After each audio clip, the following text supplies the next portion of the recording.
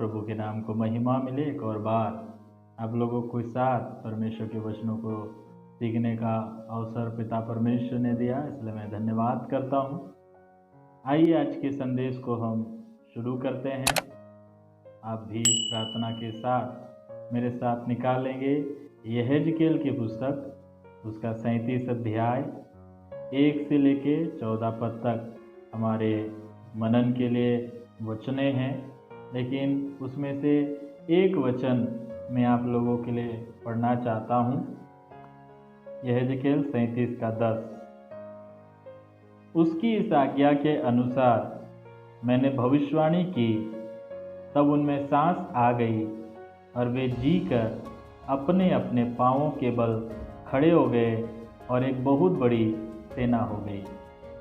परमेश्वर का वचन कहता है कि परमेश्वर की आज्ञा के अनुसार यहेजकेल ने भविष्यवाणी की और जैसे ही भविष्यवाणी की उनमें सांस आ गई और वो बहुत बड़ी सेना के रूप में खड़े हो गए। जैसे कि हमारे विषय को आप जानते हैं, परमेश्वर की सेना के रूप में वो खड़े हो गए। जैसे कि यहेजकेल 37 अध्याय जब हम पढ़ते हैं तब एक बात पता चलता है, परमेश्वर ने अपने दास यहेजकेल को आत्मा से भरा और आत्मा समवाकर उसे हड्डियों से भरी हुई तराई को दिखाई और पूछा, क्या ये हड्डियां जी सकती है? तब यहेजकेल ने कहा, प्रभु आप ही जानते हैं। और परमेश्वर ने यहेजकेल को आज्ञा दिया कि इन हड्डियों से भविष्यवाणी करके कह। तब उसने भविष्यवाणी किया। जब वो भविष्यवाणी करने लगा तो हड्डी से हड्डी जुड़ गए, नस उत्पन्न हुई, मांस चढ़ी और चमड़ी से ढपा गया। फिर उसके बाद सांस समाया गया और वो जी उठी और वो बहुत बड़ी सेना के रूप में खड़ी हो गई। अब वो हड्डी नहीं रही बल्कि एक सेना के रूप में खड़ी हो गई। इस यहेजकेल की पुस्तक 37 अध्याय 1 से लेकर 14 पद तक जब हम पढ़ते हैं तो ये इजरायलियों के लिए परमेश्वर की ओर से एक संदेश था। वो इजरायली लोग जो गुलाम होकर दूसरे देश में रह रहे थे और बहुत दिन बीतने के कारण से उन्हें अपने देश वापस जाने का कोई रास्ता नहीं दिख रहा था। वो निराशा में थे, उनकी आशा चली गई थी। वहाँ से निकलने का या अपने देश में वापस लौटने का जो उनका इच्छा था उनको पूरा होते हुए नहीं दिख रहा था। वो अपने आप को हड्डी के स्वरूप में या हड्डी के समान मान गए थे कि हमारा हड्डियाँ सूख गई है, हमारी आशा जाती रही है, हम पूरी रीति से कट चुके हैं। वे जो निराशा में थे, आशा खो चुके थे, उनके लिए यहेजकेल के द्वारा परमेश्वर को संदेश देना चाह रहा था और वो संदेश इसी हड्डियों के तराई से हमें मिलता है। परमेश्वर उन्हें कहता है, भले तुम हड्डियों के समान हो चुके हो, लेकिन मैं खुद तुम में आत्मा समाऊंगा और तुम्हें तुम्हारे देश में वापस लेके जाऊंगा। उन आशा खो चुके हुए इजरायलियों के लिए परमेश्वर का एक आशा भरा संदेश था, तुम कुछ नहीं कर सकते, मैं तुम्हारे लिए करूँगा। तुम जी नहीं सकते, मैं तुम्हें जिलाऊंगा। तुम अपने देश में वापस नहीं जा सकते, मैं तुम्हें वापस लेके जाऊंगा। ये उनके लिए संदेश था। और आज के समय भी उन सारे लोगों के लिए इस वचन के द्वारा संदेश ले सकते हैं, एग्जाम्पल उदाहरण ले सकते हैं कि परमेश्वर के लिए कुछ भी असंभव नहीं। वो हर एक असंभव को संभव करने में सामर्थ्य है। मनुष्य कितना भी निराशा में क्यों ना हो, मनुष्य के लिए कोई आशा नहीं दिखता हो, मनुष्य के लिए कोई द्वार ना दिखता हो, परमेश्वर उसके लिए द्वार खोल के देगा, परमेश्वर उसके लिए काम करके देगा। बस इतना सा काम करना है, इस वचन पे विश्वास करके अपने आप को परमेश्वर के अधीन करना है। लेकिन आज हम उस संदेश की ओर नहीं जा रहे हैं। आज मैं आप लोगों को एक संदेश देना चाह रहा हूँ। इस वचन के द्वारा यहाँ इजराइलियों के लिए जो संदेश है वो संदेश मैं आज आपको नहीं देने जा रहा हूँ। इस वचन के द्वारा मैं संदेश देने जा रहा हूँ। मैं आपको जो बताने जा रहा हूँ इस यहेजकेल 37 अध्याय में जो बातें लिखा गया है, इसके द्वारा आज के मसीहों का, आज की कलीसिया का स्तर भी पता चलता है कि आज वो किस स्तर में है। आज आप किस स्तर में हैं। आप जो आज के वचन को सुन रहे हैं, आप किस स्तर में हैं। आज मसीहत में आप हड्डियों की, सूखी हड्डियों के समान हैं, या मसीहत में लाश के समान हैं, या मसीहत में परमेश्वर की सेना के समान हैं। आज इस वचन के द्वारा आप अपने आप को जांचना है, इस वचन के द्वारा अपने आप को देखना है, क्योंकि यहेजकेल की पुस्तक 37 अध्याय में 3 स्तर को हम देख सकते हैं। पहला, सूखी हड्डियों से भरी हुई तराई, फिर उसके बाद उनमें वो हड्डी से हड्डी जुड़ गई, उनमें मांस आ गया, हड्डी से हड्डी जुड़ गई, नस आ गया, चमड़ी, मांस आ गया, चमड़ी आ गया, लेकिन उनमें सांस ना होने के कारण से वो लाश के समान। तीसरा, जब उस लाश में परमेश्वर ने अपनी आत्मा को समाया तब वो जीवित प्राणी बन गए और वो परमेश्वर की सेना के रूप में खड़े हो गए। ये 3 स्तर यहाँ पे हमें देखने को मिलता है। तो यदि हम अपने आप को जांचें तो आप किस स्तर में पाए जाते हैं, इस बात को देखना चाहिए। हमेशा हम याद रखें, परमेश्वर आपको सेना के रूप में इस्तेमाल करना चाहता है। परमेश्वर आपको कभी हड्डी के रूप में रखना नहीं चाहता। परमेश्वर कभी आपको लाश के रूप में नहीं रखना चाहता। परमेश्वर आपको सेना के रूप में रखना चाहता है। तो आइए थोड़ा सा इस वचन का हम अध्ययन करें और हम जानें कि परमेश्वर हमसे क्या कहना चाहते हैं। यहेजकेल 37:1 से 10 में जो हो रहा है, उसमें जो संदेश है वो इजराइलियों के लिए है। इजराइल बंदुआई में बहुत दिनों से रहने के कारण उनकी आशा जा रही थी, इसलिए संदेश दिया गया। लेकिन आज आपके मसीहत में, आपके जीवन में जो मसीहत है वो कौन से स्तर में है, इस बात को हम देख सकते हैं। कलीसिया की स्थिति कौन से स्तर में है, इस बात को हम देख सकते हैं। सबसे पहले हम परमेश्वर के वचन में पहले स्तर के बारे में हम पढ़ते हैं। यहेजकेल 37 अध्याय उसका 1 से लेके 2 पद तक। यहोवा की शक्ति मुझ पर हुई, वह मुझ में अपना आत्मा समवा कर बाहर ले गया और मुझे तराई के बीच खड़ा कर दिया। वो तराई हड्डियों से भरी हुई थी। तब उसने मुझे उनके चारों ओर घुमाया और तराई की तह पर बहुत सी हड्डियां थी और वे बहुत सूखी थी। यहेजकेल को परमेश्वर ने आत्मा में भरा और आत्मा में भर के सूखी हड्डियों से भरी हुई तराई को दिखाया। परमेश्वर का वचन यदि हम पढ़े, यहेजकेल 37:9 में हम पढ़ते हैं, ये जो हड्डियां हैं, ये हड्डियां घात की हुई हड्डियां हैं। मतलब ये जो हड्डियां हैं, किसी ने इनको घात किया, इसलिए बहुत दिन बीतने के कारण से अब ये सूखी हड्डियां बन गई। ये घात की हुई हड्डियां हैं, बहुत दिनों से एक जगह में पड़े रहने के कारण से उनकी चमड़ी, उनका मांस, उनका नस सब गल जाने के कारण से अभी केवल हड्डी बची है। अब ये हड्डियां एक जगह में नहीं हैं, अब ये तितर बितर हो चुके हैं। हाथ की हड्डी कहीं और, खोपड़ी कहीं और, पैर कहीं और, पैर का हड्डी कहीं और, सब तितर बितर हो चुके हैं। तब तो परमेश्वर का वचन कहता है, जब भविष्यवाणी करने लगा तब वो एक जगह इकट्ठा हुई। अगर एक जगह इकट्ठा रहती तो उनको एक जगह इकट्ठा करने का ज़रूरत नहीं था। वो तितर बितर हो चुकी थी, इसलिए वो एक जगह में इकट्ठा हुई। अब इन हड्डियों का कोई आशा नहीं है। इन हड्डियां जो तितर बितर हो चुके हैं, इन हड्डियों का कोई आशा नहीं है। इन हड्डियों का कोई भविष्य नहीं है।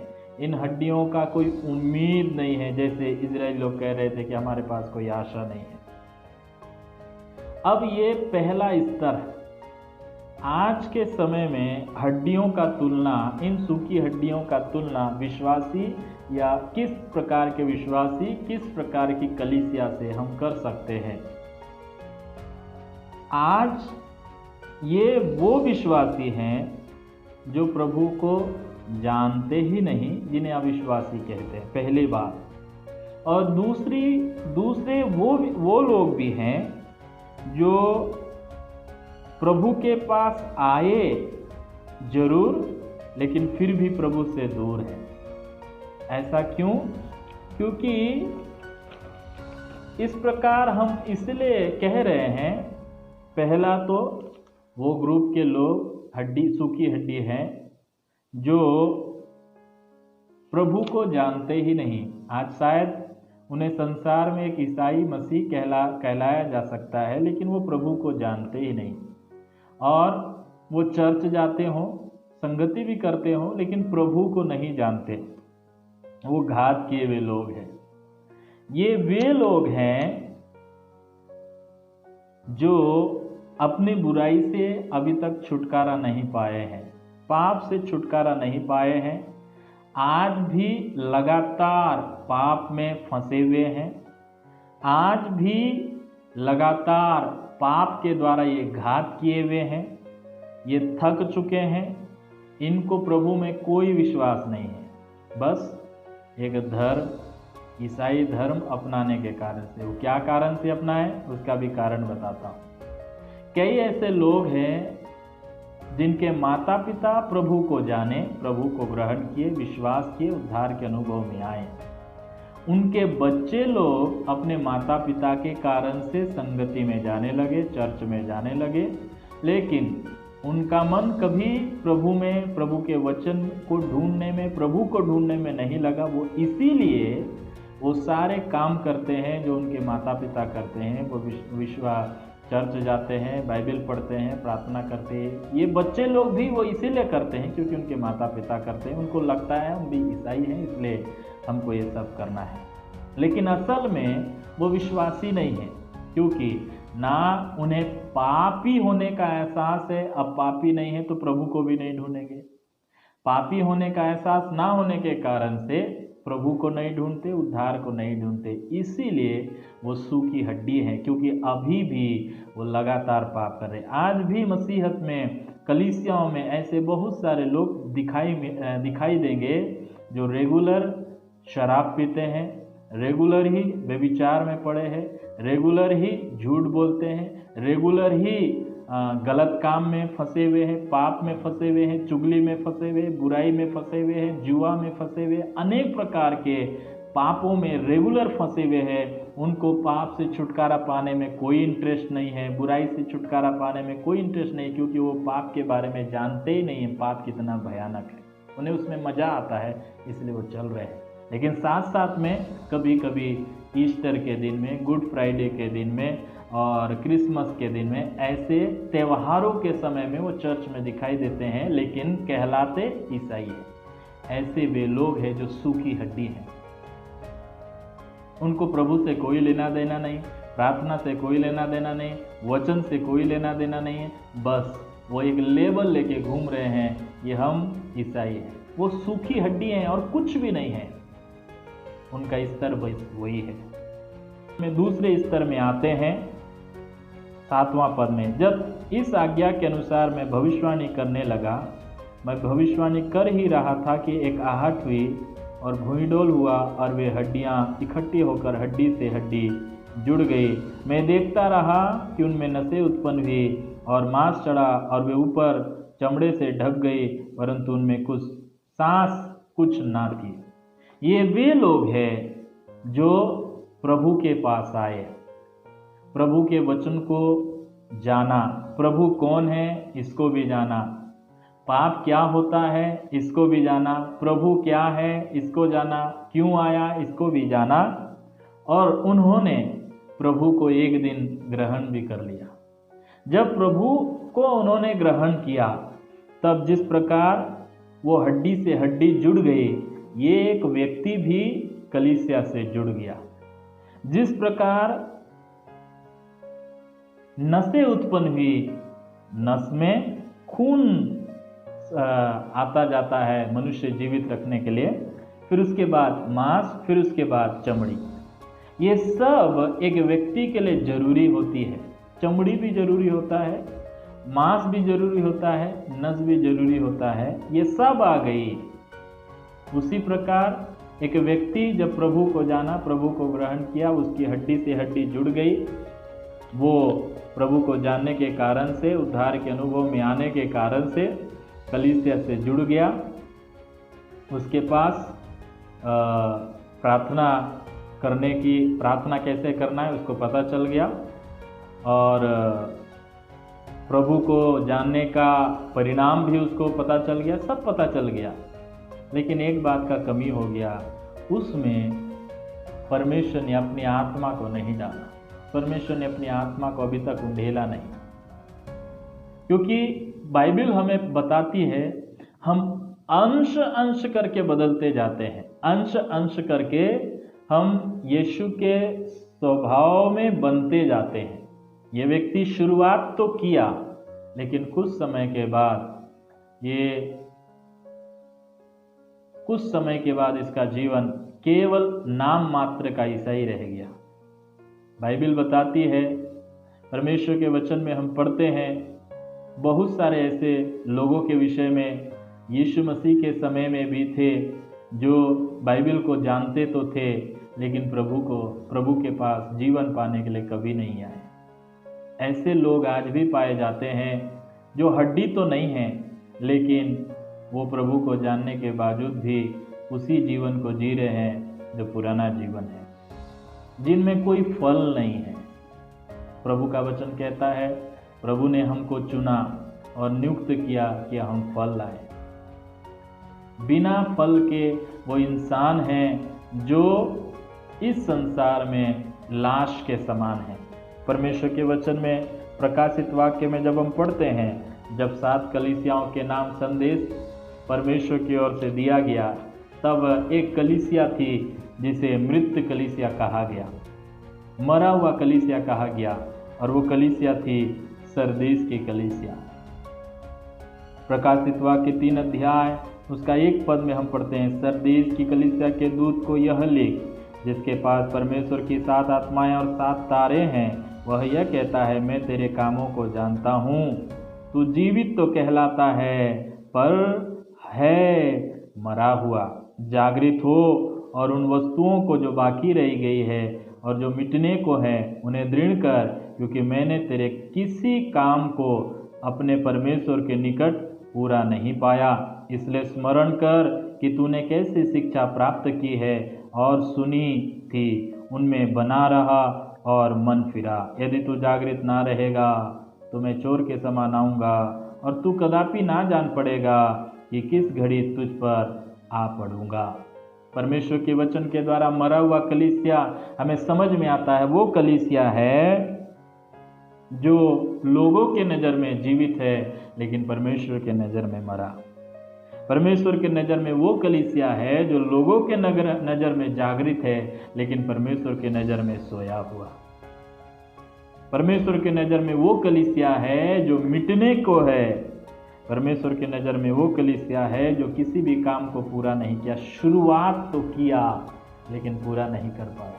आज भी बहुत सारे लोग ऐसे हमें मिल सकते हैं मसीह जगत में जो जीवित कहलाते हैं, लेकिन असल में वो मरे हुए हैं। परमेश्वर के नज़र में मरे हुए हैं और पाप के लिए जीवित हैं। अभी भी पाप के लिए, पाप में वह जीवन बिता रहे हैं, लेकिन परमेश्वर के नज़र में मरे हुए हैं। आज वो लोगों के नज़र में जागृत हैं, लेकिन परमेश्वर के नज़र में सोए हुए हैं। आज वो लोगों के नज़र में दृढ़ हैं, लेकिन परमेश्वर के नज़र में वो मिटने ही वाले हैं। आज लोगों के नज़र में उनका काम पूरा है, लेकिन परमेश्वर के नज़र में उनका काम अधूरा है। तो ये जो जीवित, ये जो मरे हुए लोग हैं, लाश के समान मसीह लोग हैं, वे लोग हैं, ये वे लोग हैं जो संसार के सामने, संसारिक विश्वासियों के सामने सब कुछ ठीक है, लेकिन परमेश्वर के नज़र में ये मरे हुए अवस्था में है। क्योंकि ये संसार को दिखाने मात्र के लिए सब कुछ कर रहे हैं, लेकिन परमेश्वर के साथ नहीं चल रहे। हो सकता है इनके पास बाइबल का ज्ञान होगा, हो सकता है ये बहुत बड़े ज्ञानी पुरुष होंगे, लेकिन इनके अंदर में आत्मा नहीं है, इस कारण से ये जीवित नहीं है। परमेश्वर का वचन कहता है, आदम हव्वा को परमेश्वर ने कहा, जिस दिन तुम फल खाओगे उसी दिन तुम अवश्य मर जाओगे। जब व्यक्ति पाप के साथ अपना जिंदगी को चलाता है तो परमेश्वर के साथ वो उसका रिश्ता कट जाता है। इसी कारण परमेश्वर ने उनसे कहा था, और आज बहुत सारे ऐसे लोग हैं अपना जो रिश्ता है पाप के साथ है, परमेश्वर के साथ ना होने के कारण से परमेश्वर के नज़र में मरे हुए। आज ऐसे लोग कलीसियाओं में भरे पड़े हैं। वो चर्च जाते होंगे, प्रार्थना करते होंगे, बाइबल पढ़ते होंगे, गीत गाते होंगे, प्रचार करते होंगे, पास्टर होंगे, विश्वासी होंगे, लेकिन असल में वो पाप के साथ जीते हैं।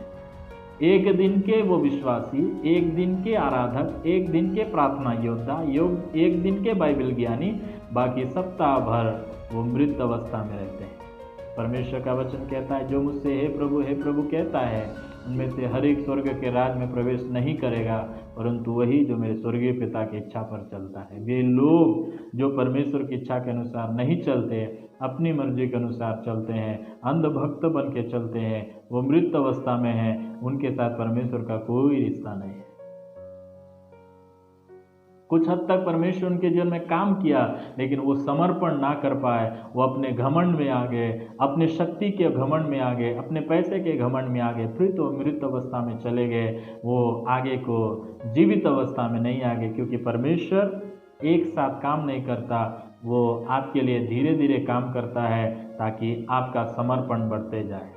हड्डियों को हड्डियों से परमेश्वर जोड़ता है। यदि आप समर्पित रहेंगे तो फिर परमेश्वर आपके लिए नसें उत्पन्न करेगा, मांस उत्पन्न करेगा, चमड़ी उत्पन्न करेगा। ये धीरे धीरे काम इस प्रकार प्रोसेस में काम करता है। फिर अंत में परमेश्वर अपनी आत्मा को ढेलेगा। ये उसी प्रकार होगा। एक किसान जिस प्रकार बीज बोने से पहले काम करता है, खेत में जाता है, हल जोतता है, खेत को तैयार करता है, बीज बोता है, फिर उसके अंदर में उसको खाद डालता है, पानी डालता है। एक दिन जब वो बढ़ जाता है तब फिर काटता है, फिर उसे अपने उस फसल को अलग करता है, फिर उसे अपने भंडार में रखता है।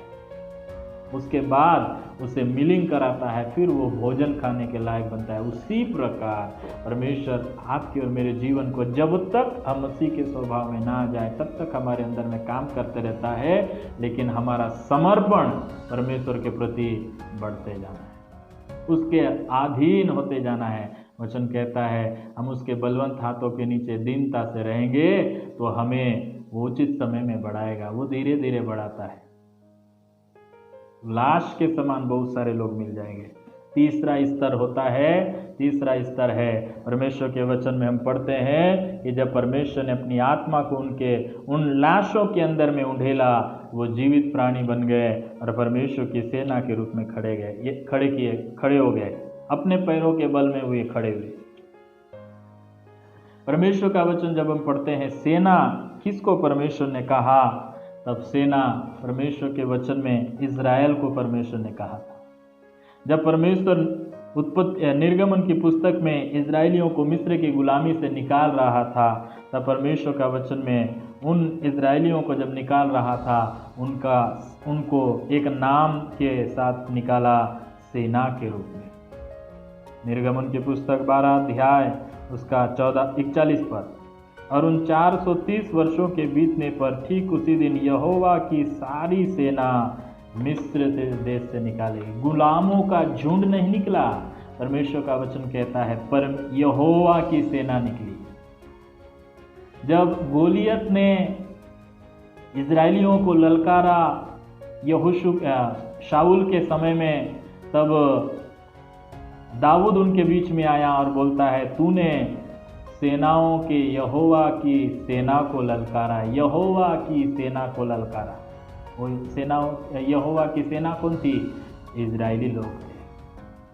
तो वो इजरायली लोग आज हड्डियों के रूप में कैसे आ गए? वो इजरायली लोग हड्डियों के रूप में इसीलिए आ गए, पाप के कारण से, पाप और अधर्म के कारण से वो बार बार गुलामी में जाते थे। और इस बार जब वो पाप के कारण से गुलामी में गए, बहुत दिन बीतने के कारण से वो अपने आप को हड्डी के जैसे महसूस करने लगे।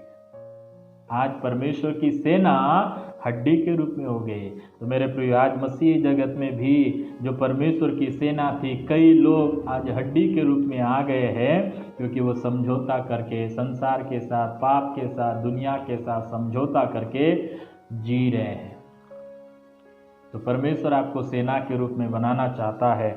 ऐसी सेना जो दूसरा कुरिन्थियों की पुस्तक में जब हम पढ़ते हैं, ऐसी सेना के पास जो निर्बल नहीं है, जो निहत्ता नहीं है, परमेश्वर की सेना के पास ऐसा हथियार है जो शैतान के गढ़ों को ढा देती है। दूसरा कुरिन्थियों 10 अध्याय उसका 4 पद, क्योंकि हमारी लड़ाई के हथियार शारीरिक नहीं, पर गढ़ों को ढा देने के लिए परमेश्वर के द्वारा सामर्थ्य है। हमारा लड़ाई किससे है?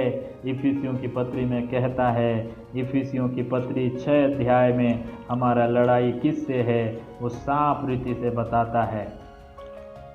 इफिसी 6 अध्याय 10 पद से हम पढ़ते हैं, हमारी लड़ाई किससे है। क्योंकि हमारा यह अमल युद्ध लहू और मांस से नहीं, परंतु प्रधानों से और अधिकारियों से और संसार के अंधकार के हाकिमों से और उस दुष्टता की आत्मिक सेना से है जो आकाश में है। परमेश्वर की सेना यदि आप हैं तो आपका लड़ाई मांस और लहू से नहीं, वो सेना से है, आत्मिक सेना से, जिसे हम शैतान की सेना कहते हैं, उस सेना से है जो अपना राज्य संसार भर में चलाता है। उस सेना से हमारी लड़ाई, और हमारी लड़ाई के जो हथियार हैं वो भी संसारिक नहीं हैं। लड़ाई के हथियार परमेश्वर के द्वारा, परमेश्वर की सामर्थ्य हथियार हैं, जो इफिसियों की पत्री में हमें कहता है। इसलिए प्रभु के लोग, प्रभु के सामर्थ्य सेना, प्रभु के हथियारों से भर जाना चाहिए, ताकि शैतान के साथ हमारा जो युद्ध है वो हो सके और हम जय पा सके। अपनी सामर्थ्य में नहीं, परमेश्वर की सामर्थ्य में। हमारा काम एक ही है, हमें भर्ती करने वाले, हमें लड़ाई में शामिल करने वाले, हमें सेना के रूप में प्रभु जीवित करने वाले प्रभु के हथियारों के द्वारा हम जय पाएं। आज बहुत सारे लोग सेना के रूप में नहीं हैं, इसलिए अपने आप में बिजी है, नौकरी में बिजी है, बिजनेस में बिजी है। वो एक दिन बस संडे के दिन में आते हैं, 2 घंटा 3 घंटा आराधना में बैठते हैं, उसके बाद वो भूल जाते हैं ये हम कौन हैं। वे लोग हैं जो मांस हैं, लाश हैं। आप क्या हैं आप जानिए। परमेश्वर का वचन कहता है हम मसीह के देह के अंग हैं। मसीह के देह के अंग हैं, तो प्रत्येक देह के अंगों को परमेश्वर बोलता है, परमेश्वर सामर्थ देता है, प्रकाशन देता है, ताकि वो औरों के लिए लाभ का कारण बन सके। आप सेना है, मसीह के देह के अंग हैं। एक अंग अपने लिए नहीं जीता है, एक अंग पूरे शरीर के लिए जीता है। तो आप और मैं सेना हैं, मसीह के देह के अंग हैं, और अंग बने रहें, निर्बल अंग नहीं, असहाय अंग नहीं, बोझ बना, शरीर के लिए, बॉडी के लिए बोझ बनकर जीने वाला अंग नहीं, बल्कि शैतान के गढ़ों को ढाने वाला अंग बन जाए। परमेश्वर का वचन कहता है, रोमियो उसका 14 अध्याय उसका 17 पद, परमेश्वर का राज्य खाना पीना नहीं, परंतु वह धर्म और मेल मिलाप और वह आनंद है जो पवित्र आत्मा से होता है। परमेश्वर का ये राज्य हर एक मनुष्य तक पहुंचाना है। परमेश्वर का राज्य को पहुंचाना है। वो राज्य क्या है? धर्म, मेल मिलाप और वह आनंद जो पवित्र आत्मा के द्वारा होता है। आज बहुत सारे लोगों के जीवन में शैतान का राज्य है, लेकिन परमेश्वर का ये राज्य को हमें पहुंचाना है तो सेना एक्टिव होना है, सेना सामर्थ्य होना है, सेना काम करना है। आप कौन हैं?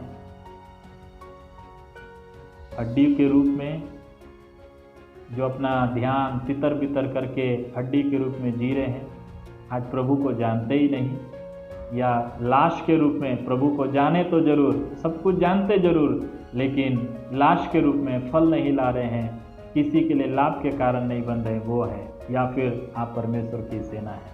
मसीहत में ये 3 स्तर को इस वचन के माध्यम से हम एग्जाम्पल के रूप में, उदाहरण के रूप में ले सकते हैं। ये इजरायलियों के लिए जरूर वचन है, लेकिन इस वचन को हम एग्जाम्पल के रूप में, उदाहरण के रूप में लेकर सीख सकते हैं। आप कौन हैं? सूखी हुई हड्डी जिसका कोई भविष्य नहीं, या लाश जिसका भी कोई भविष्य नहीं, आने वाले दिनों में वो हड्डी ही बनेगी, या सेना? आपको सूखी हड्डी रहने के लिए प्रभु ने नहीं चुना, आपको लाश के रूप में रहने के लिए प्रभु ने नहीं चुना, परंतु प्रभु आपको सेना के रूप में बनाने के लिए चुना है। क्या आप अपने आप को समर्पण करेंगे? आप कलीसिया में, जिस भी कलीसिया में जाते हो, आप सेना बने, सेना के रूप में काम करें और परमेश्वर के राज्य को बढ़ाएं। आप अपने मोहल्ले में सेना के रूप में खड़े हो जाएं, परमेश्वर की सेना के रूप में। आप अपने ऑफिस में सेना, परमेश्वर की सेना के रूप में खड़े हो जाएं। आप अपने कॉलेज में, स्कूल में परमेश्वर की सेना के रूप में खड़े हो जाएं। आप जहाँ जहाँ जाते हैं वहाँ परमेश्वर की सेना के रूप में खड़े हो जाएं और परमेश्वर के राज्य को लाने वाली सेना बन जाए। आप अपने आप को आज जांचना पड़ेगा, आप कौन हैं। प्रभु आपको सेना बनाना चाहते हैं, लेकिन आप क्या बन के बैठे हैं? सूखी हड्डी या लाश, या परमेश्वर की सेना? यदि परमेश्वर की सेना है तो और सामर्थ्य बनते जाइए और प्रभु के सामर्थ्य को पाते जाइए, ताकि आपके द्वारा आपका परिवार परमेश्वर के राज्य को पाए, आपके द्वारा आपकी कलीसिया परमेश्वर के राज्य में बढ़ते जाए, आपके द्वारा आपके ऑफिस, आपके स्कूल, आपके संगी सहकर्मी, रिश्तेदार परमेश्वर के राज्य को पाए और वो भी परमेश्वर की सेना बन जाए, वो हड्डी ना रहे। पहले अपने आप को जांचे, आप कौन हैं। आप जहाँ भी हैं, हड्डियों के रूप में हैं, तो प्रभु से कहे, प्रभु आप हड्डी, आप मुझे हड्डी नहीं सेना बनना है। प्रभु आपको सेना के रूप में खड़े करेंगे। आप अपने आप को जांचिए, जिस भी स्तर में है प्रार्थना करें, प्रभु आपकी सहायता करेंगे। प्रभु आप सबों को इस वचन के द्वारा आशीष दे और आपको सेना के रूप में खड़े करे और इस धरती पे परमेश्वर की सेना के रूप में जीकर परमेश्वर की सामर्थ्य के द्वारा जीने में, परमेश्वर के राज्य को बढ़ाने में, शैतान के राज्य को खत्म करने के लिए प्रभु आपको एक सैनिक के रूप में, एक सेना के रूप में इस्तेमाल करें। प्रभु आप सबों को आशीष दे। सबों को जय मसीह की।